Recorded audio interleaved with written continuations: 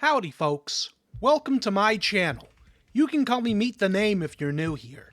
Now ordinarily this channel is just for film reviews, but occasionally I like to dip my toes into other video game related concepts. Today I'd like to talk about a game that has been on my radar for almost 2 years now, which is Bungie's Marathon. Now, for those who aren't aware, Marathon was a 90s FPS series that went into high science concepts like AI gaining self-awareness and the notion of ascension beyond just a physical world into something greater, which goes over my head most of the time. If you want to know more, I suggest you check out Mandalore Gaming's series of videos on Marathon for more information. What I'm here to talk about is the new Marathon reboot that's revealing gameplay soon. This new Marathon game seems to be more about the concept of death and rebirth, if I'd have to say so based on the recent ARGs regarding the transfer of consciousness to clones. But that's not really important right now. What I want to talk more about is what my hopes and thoughts are on the game as we approach its world premiere on Friday, April 12th. I'd like to start with what we know so far. Let's start with the basics. Now, we can assume that given Bungie's track record, it will be a first-person shooter. We also know that it's in the extraction shooter genre. For those that aren't aware of what an extraction shooter is, basically you load into a map and scavenge for supplies and weapons. Normally there are other players on the map who are there to do the same thing, and they may be hostile towards you. The main goal is to get your loot out of the map without dying. Part of this involves risk versus reward, and that there is a high likelihood that you will lose your inventory. This includes items that you arrived with into the map. So if you have a gun that's considered rare and you die with it, you lose that weapon. So then you'll have to scavenge for another one. This is a gameplay cycle that can be exhilarating, but also exasperating. Because you'll end up finding something super cool, only for a guy to sneak up behind you and dome you in the back of the head. The game will also be encouraging the use of 3-man squads. So now you'll have less of a chance to be killed as quickly, but the trade-off is, if you're like me and have no friends, you'll likely be paired with random folks. Random folks that you'll have to compete with for resources most likely. Which kind of highlights some of the issues that the extraction shooter genre has. Now there are extraction shooters that have tried to remedy some of these problems. The big one I think of is the Forever Winter, which is a PvEvE extraction shooter where it's 2 armies of AI that constantly fight each other, allowing you to salvage what remains off of their corpses. However, the problem with that is you miss out on the adrenaline rush that fighting actual humans provides, so there's that. There's also the issue that, at least for me, extraction shooters may just not be my kind of genre, which is fine I suppose. Games aren't made for everyone. But for a reboot of a franchise that's known for being a single-player experience where you blast aliens, it's a bit of a shame. They could have went for the Doom 2016 route, but instead they chose to do an extraction shooter. And the big question is, why? And to put it simply, it's because extraction shooters make for good live service titles, and Bungie are one of the few studios that have had success in that category thanks to Destiny 2. They probably figured that if they did it once, they can do it again, which is something that we'll have to wait and see. Now, with all that said, what gameplay hopes and questions do I have for Marathon leading up to its big reveal? Let's see. My first question is, what will Marathon do to potentially make their game more forgiving for folks who are new to the extraction shooter genre? According to early details, the game will have permadeath mechanics, but will have a perk system that you will not lose upon death, meaning that there is at least some constant forward progression. Personally, I think this seems like a fine compromise. Part of the genre is risk versus reward as mentioned before. You'll still lose your stuff, but it won't be like you'll be set back to 0. Which brings me to my next question. Will this be more casual oriented?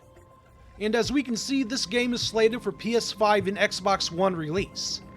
Basically, most extraction shooters have been released exclusively on PC, so for many this will be their first experience with the genre. My guess is it will have less complicated mechanics that coincide better with controller support.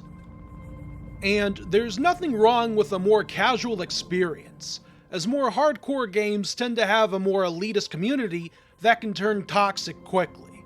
If this game is going to last, it probably needs to emphasize fun over competitiveness. Which leads me to ask, will there be an emphasis on running over fighting? In every trailer we've seen so far, there's been an emphasis on running. Heck, your characters are called runners. There's apparently going to be an oxygen meter that runs down during a match, which may indicate a get-in, get-out approach. Fighting may be a last-ditch effort for the player. This may also coincide with the need for faster load times as well. Players are expected to potentially book it as fast as possible. Guns may be an aspect of the game, but they may not necessarily be required to experience it when you have traversal mechanics. Next, I have to wonder, how prevalent will PvE be in this game? Marathon as a franchise was about blasting aliens, and most of these extraction shooters do have a PvE component, such as Scavs and Tarkov, or the various monsters in Hunt Showdown. You can see an alien in the introductory trailer to this new Marathon, so it can be assumed that they will play some sort of role.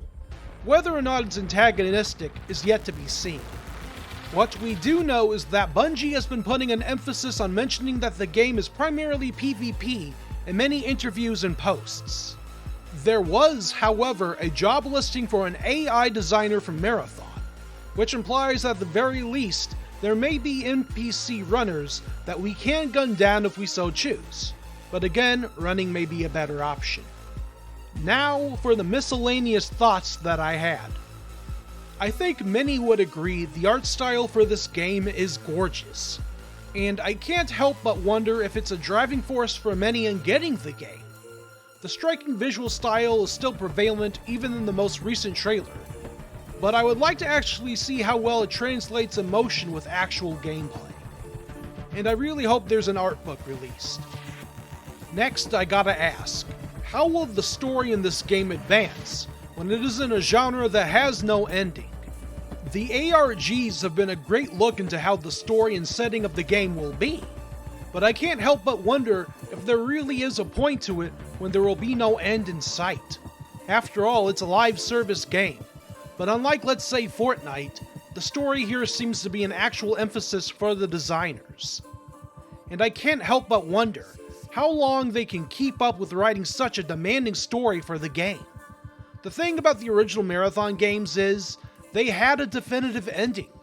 This, however, may go on for years. Now, I also gotta ask, with the emphasis on mysteries and puzzles we've had so far, will ARGs like the one in 2023 and the most recent one be more common for this game? Will each season start with a massive puzzle that the community needs to work together to solve? How long can that go on for before things start to feel derivative? It's just a thought. I know that apparently Destiny 2 has had secrets and puzzles as well, but most of those were confined to the game itself. Here, I'm thinking about different websites and videos with hidden messages. They need to have game masters on hand keeping tabs on this stuff constantly. And if I'm being honest, it sounds like a nightmare to constantly set up. But I guess we'll just have to see. Finally, I have to ask, but what exactly will the monetization of this game look like? There's been a multitude of rumors that this will be a paid title, and as we all know, it will also be a live service game. In order for a live service game to be made, it needs to keep making money indefinitely. If they say charge $40 to $70 for the base game, how many microtransactions can we expect afterwards? Will there be in-game currency we can earn as well to gain cosmetic rewards? Or will those be exclusive to a cash shop? I mean, this is Bungie we're talking about. There absolutely will be an item shop. But my hope is that whatever they sell isn't too gaudy, and that it is purely cosmetic. Imagine if they sold player upgrades or materials. I think that wouldn't go over too well with folks. There's also the concern of how fairly things will be priced. No one wants to spend $10 real on a virtual hat, Unless it's TF2, of course. You also gotta wonder if virtual pets are going to be a thing. We saw the pink Bingus cat in the recent trailer. Either it has some story relevance, or it's one of many cosmetic critters that you can buy like in Sea of Thieves. I guess we'll just have to wait and see. So overall, those are my thoughts on Bungie's Marathon reboot. It's been a mystery for almost 2 years now, maybe more, and soon we're going to see what it's all about. I just hope that they've thought things through with it. Extraction shooters are tough to make, and even more tough to keep alive. Bungie's gonna have to pull off some big time magic to make this work. But at the end of the day, I know this for certain. I'll be there on Saturday to see what it's all about.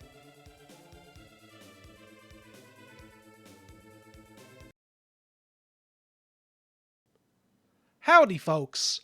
Thank you all so much for watching this video.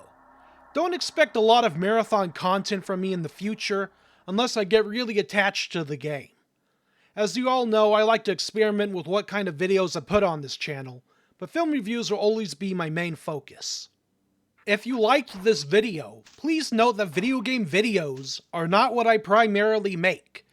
I do have a second channel for Let's Play content, but that's been dormant for a bit.